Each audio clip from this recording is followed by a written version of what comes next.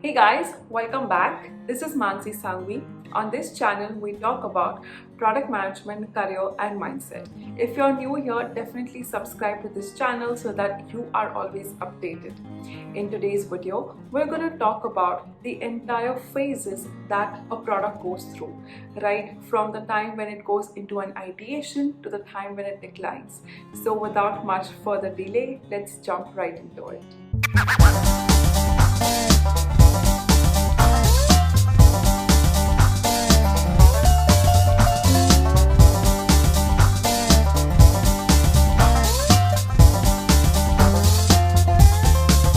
The first phase is the introduction phase.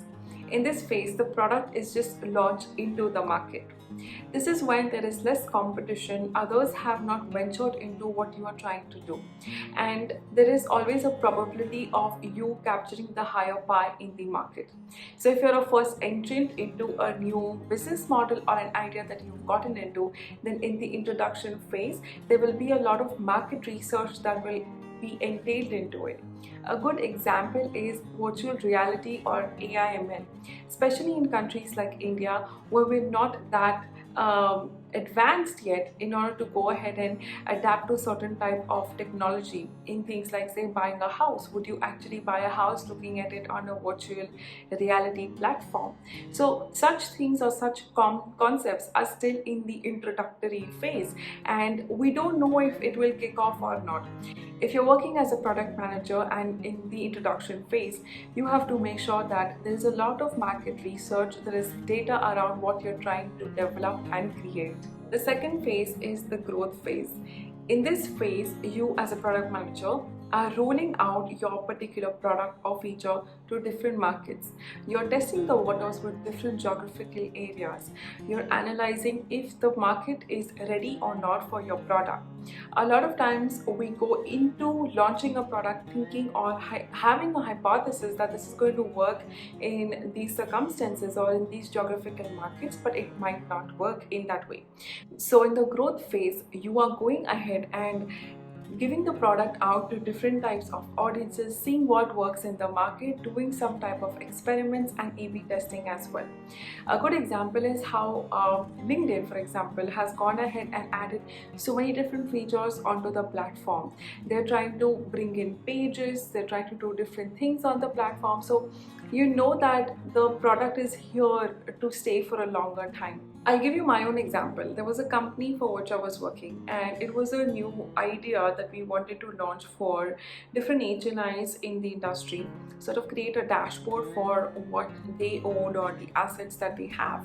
And while doing this, there was a lot of market research. I would go and talk to people who are already into the business, but they would always say, hey, this is a great idea, but we don't know if it will work or not.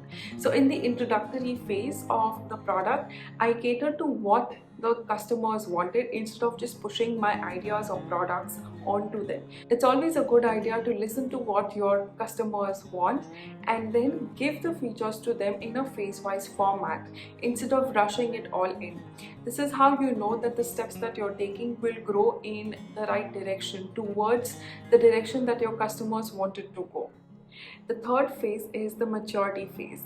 Here's where you know that you have done whatever you could have to spread your product across different geographical areas and cater to different types of market. So Facebook, for example, is a good example of a product which is already in its fully grown or mature phase.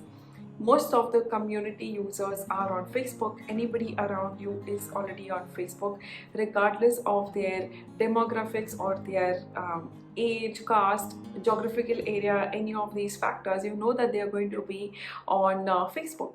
Now, after reaching a maturity phase, Facebook is going ahead and getting in more features and users through different platforms such as WhatsApp and Instagram. This is what happens when you have matured a product to a certain level, and then you have to go ahead and add other features, or you have to look at some other business potential or idea in order to integrate on your product and then grow from there. The fourth or the final stage is the decline phase, in which you know that you've tried out different things, you've gone into different markets, and you've gone through growth phase, you've gone through the mature phase, but now your product is not growing. What do you do after that? That's where, as a product manager, you make a decision to either sunset the product or the company is sold. In this case, a good example is a company like Yahoo. So Yahoo was not doing good, and now it is in a phase where it's almost sunset and nobody is using Yahoo search engine versus Google. Another great example is Orkut. Orkut was a sunset product. So as soon as you're not making in revenue, if you're not bringing in customers, you know that it is a stage or a point in which the product might go in the decline phase. So these are the 4 stages through which a digital product goes through its entire life process. Tell me, what do you think about it? Are there any products that you are working on or you have worked on? Are you struggling with something in the maturity phase or the growth phase? Leave that in the comment box and I will surely get back to you.